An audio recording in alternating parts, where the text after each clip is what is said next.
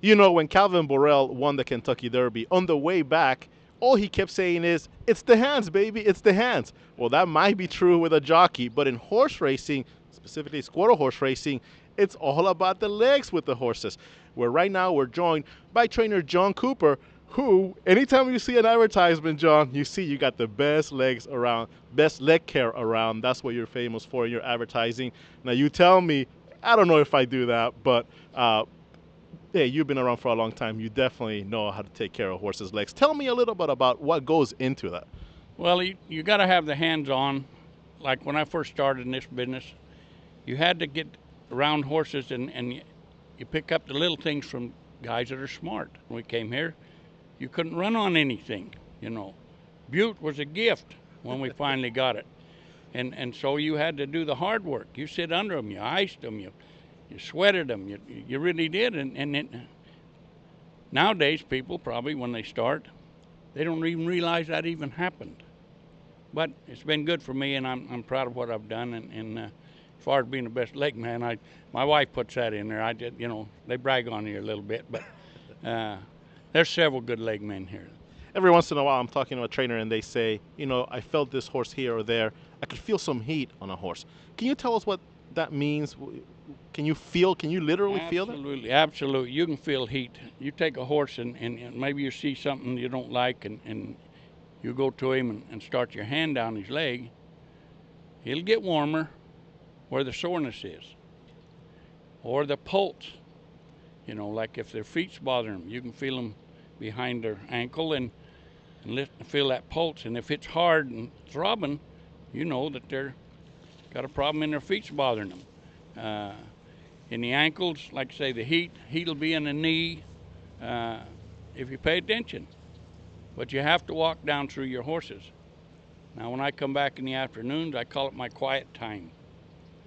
My boys generally haven't started. I look at every horse, and they'll generally come to the door when there's not a lot of people around, and then you look them over. If you see something you don't like, then you test them.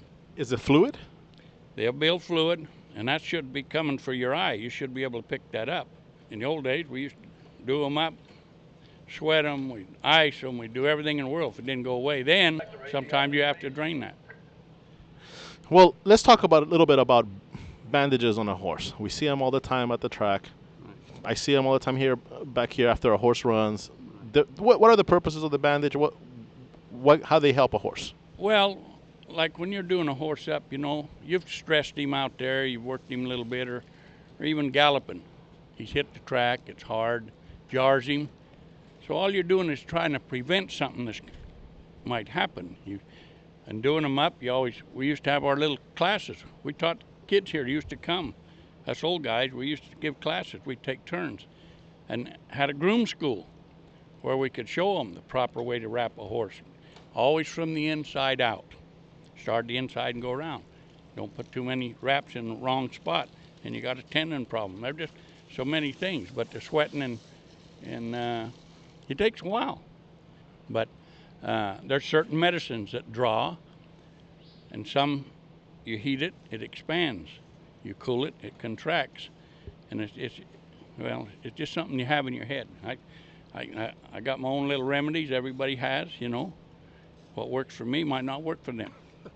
So. Well, John, it certainly worked for you last week. You had 3 winners over the weekend. On Thursday, Can't Beat a Classic, pay $70. Nice victory there. On Friday, we won with Perry, and then on Sunday, wrapping up the week, Anna and Rod McPherson's Pink Boots RM, another winner. Two of those were babies, so it still got to feel good to win those races. And tell me, did you expect some of those big long shot wins?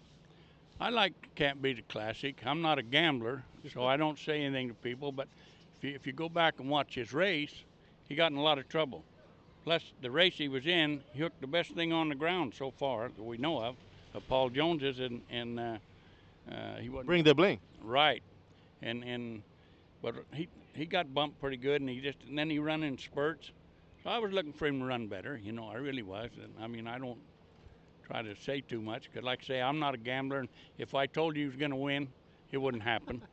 And Perry, if they look at her form with who she run with, I'm bringing her back off surgery. She fit. And RM Pink Boots, you know, she's a well-bred filly, but she's kind of overly active, and we just put her where she belonged. I mean, really, and got a real good ride. Got away good. It happens, and of course, if they're not looking at them, naturally they pay big prices, and then everybody says, "Boy, I wonder what he's doing." John Cooper, he's been around here at Los Alamitos for a very, very long time. First thing he looks at on his horses, hey, it's got to be those legs. Back to the studio.